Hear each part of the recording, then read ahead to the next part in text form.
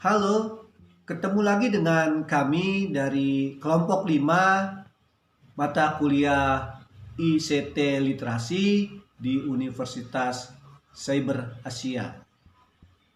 Di sini kami melanjutkan proposal pengajuan makalah kami sebelumnya yang berjudul Pengaruh ICT terhadap perkembangan industri perfilman khususnya di Indonesia.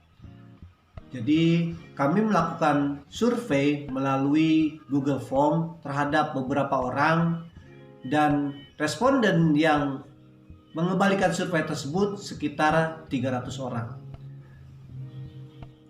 Hal pertama yang kami tanyakan adalah berapakah usia Anda? Jadi dari 300 orang tersebut 64% berusia antara 18 sampai 24 tahun. Kemudian 17,1% berusia antara 25 sampai 30 tahun. Lalu berusia di bawah 18 tahun sebesar 8,5% dan sisanya adalah orang-orang yang berusia di atas 31 sampai dengan di atas 50 tahun. Kami berpikir bahwa survei yang kami lakukan adalah sangat tepat karena kami berhasil menyisir orang-orang yang berusia di generasi milenial dan generasi Z. Artinya apa?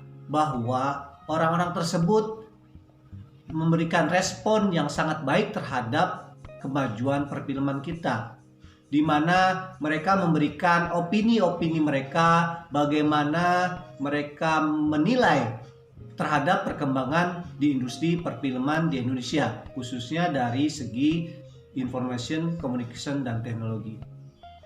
Pada lampiran ini kami mendapat 211 respon dari usia masing-masing respon diantaranya 8,5% di bawah 18 tahun, kemudian 64% di usia 18 tahun sampai 24 tahun. Untuk usia 25 tahun sampai 30 tahun kami mendapat 17,1%. Selanjutnya usia 31 tahun sampai 40 tahun dan 41 tahun sampai 50 tahun tidak ada respon di usia tersebut.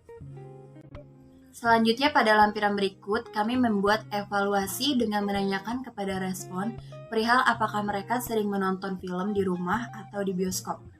Dan kami mendapat 212 respon, diantaranya menjawab ya 47,6%, kemudian netral di 45,3%, dan tidak ada respon yang tidak menonton film. Lihat dari pie chart di samping, di urutan pertama dengan presentasi 25,2%, kebanyakan orang menonton film 3 kali dalam sebulan. Di urutan kedua dengan presentase 22,3%, kebanyakan orang menonton film 2 kali dalam sebulan. Dan di urutan ketiga dengan presentase 18,4%, kebanyakan orang hanya menonton film 1 kali dalam sebulan. Sisanya ada yang tidak menonton film, ada yang tergantung mood, ada yang sering, dan sebagainya. Jenis film yang paling sering ditonton di urutan pertama ada genre film action di angka 34,6%, di urutan kedua dengan genre film horor di angka 19,7%, dan di urutan ketiga ada genre film slice of life di presentase 16,3%. Sisanya menyukai genre film romance komedi, science fiction, dan lainnya. Pada diagram tersebut dapat kita lihat bahwa 79,2% orang beralasan menonton film untuk hiburan mengisi waktu luang, sedangkan 11,3% lainnya menganggap menonton film adalah sebuah hobi. Sementara sisanya mereka beralasan menonton film sebagai media pembelajaran, tuntutan pekerjaan, bahkan ada yang mengatakan mereka tidak suka menonton film. Berdasarkan survei yang telah kita lakukan, dapat kita ketahui bahwa 75,8% orang lebih tertarik dengan film luar negeri, sementara 22,3% lainnya mereka menyukai film dalam negeri. Sisanya mereka mengatakan bahwa tidak menonton film. Dari perbandingan presentasi tersebut, dapat kita ketahui bahwa film luar negeri lebih diminati daripada film dalam negeri. Hal tersebut karena film luar negeri menyajikan genre yang beragam, kualitas film yang lebih baik, dan alur cerita yang tidak monoton. Mungkin hal tersebut yang menjadikan film luar negeri lebih diminati daripada film dalam negeri. Dari lampiran berikut terdapat 210 respon terhadap pertanyaan dalam 2 tahun terakhir, bagaimana pendapat Anda terhadap film-film Indonesia? 49% memilih adanya peningkatan kualitas. 28,1% memilih adanya peningkatan kualitas yang signifikan. Lalu, terakhir ada 17,1% memilih sama saja.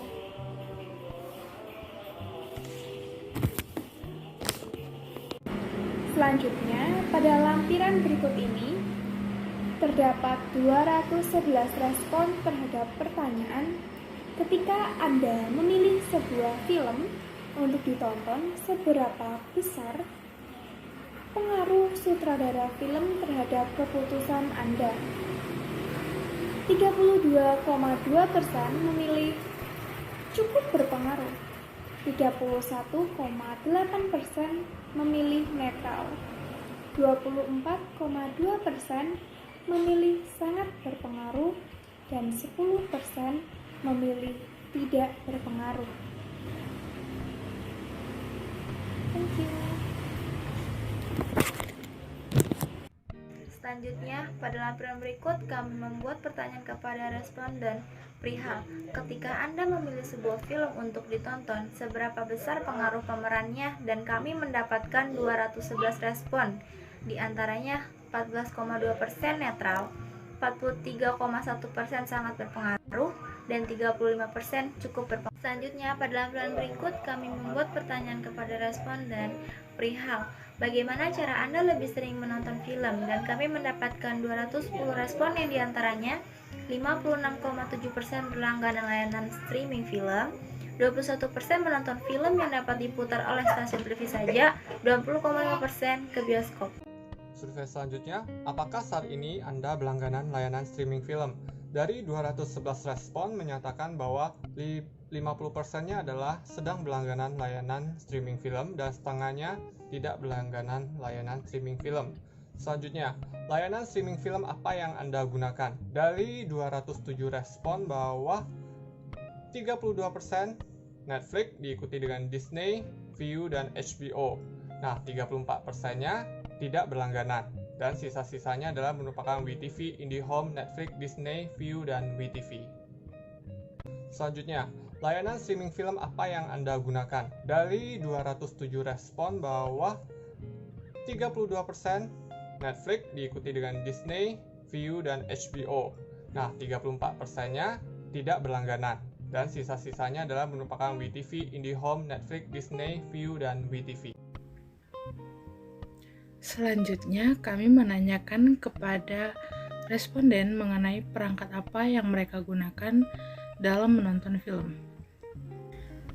Dari 210 respon yang kami dapatkan, ada 60% yang menggunakan smartphone sebagai media mereka menonton film.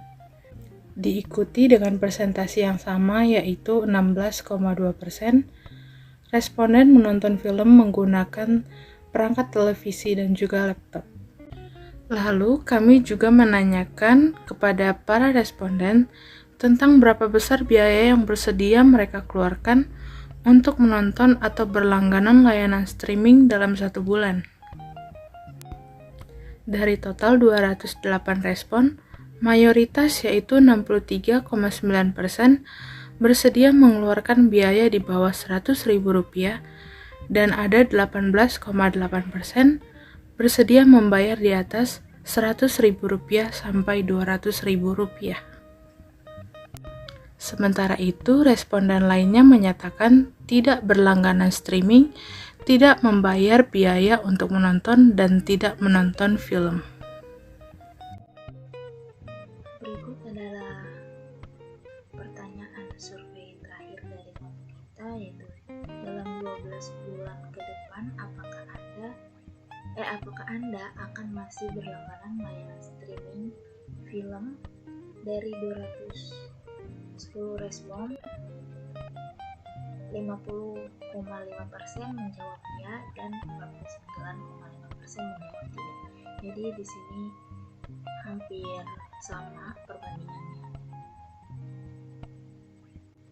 Selanjutnya, dari seluruh hasil data yang kami kumpulkan dapat disimpulkan bahwa dalam kategori usia, rata-rata penikmat film di Indonesia yaitu berkisar pada rentang usia 18 hingga 24 tahun. Mereka yang berada pada rentang usia tersebut cenderung lebih sering menonton film di rumah dengan berlangganan layanan streaming online. Juga dari perhitungan survei data yang kami dapatkan, cenderung masyarakat untuk menonton film di bioskop jauh lebih kecil apabila dibandingkan dengan survei penggunaan layanan streaming online. Berikut juga dengan genre film yang paling banyak ditonton menurut hasil survei yang kami dapatkan adalah romance. Dalam survei ini, kami juga mengajukan pertanyaan mengenai sejauh mana perkembangan perfilman Indonesia dalam kurun waktu 2 tahun terakhir, dan hasil dari survei yang kami dapatkan adalah peranan sutradara film beserta aktor dan aktrisnya itu merupakan hal yang sangat berpengaruh dalam perkembangan perfilman di Indonesia pada saat ini.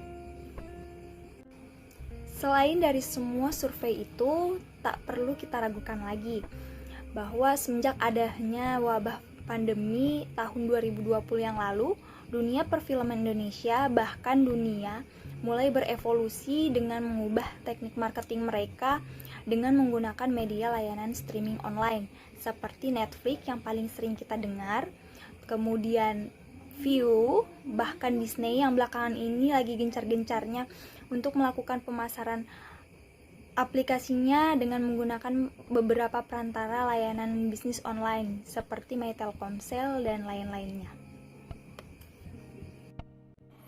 Dengan maraknya offering untuk berlangganan layanan streaming film dengan biaya yang murah, membuat masyarakat tergiur serta menyebabkan efek candu bagi beberapa dari mereka, yang bahkan rela dan dengan senang hati mau mengeluarkan budget rutin setiap bulannya hanya untuk berlangganan layanan streaming film yang mereka sukai.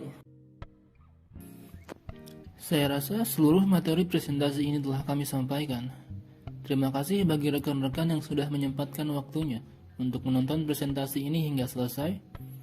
Dan kami mohon maaf apabila ada penyampaian yang kurang jelas dan tutur kata yang kurang tepat. Kami dengan senang hati akan menerima semua kritik dan saran dari rekan-rekan yang mau ikut menilai keseluruhan presentasi kami. Sekian presentasi ini dibuat untuk memenuhi nilai dari tugas 2 dan juga ujian akhir semester mata kuliah ICT Literasi. Terima kasih, stay safe and stay healthy. Assalamualaikum warahmatullahi wabarakatuh.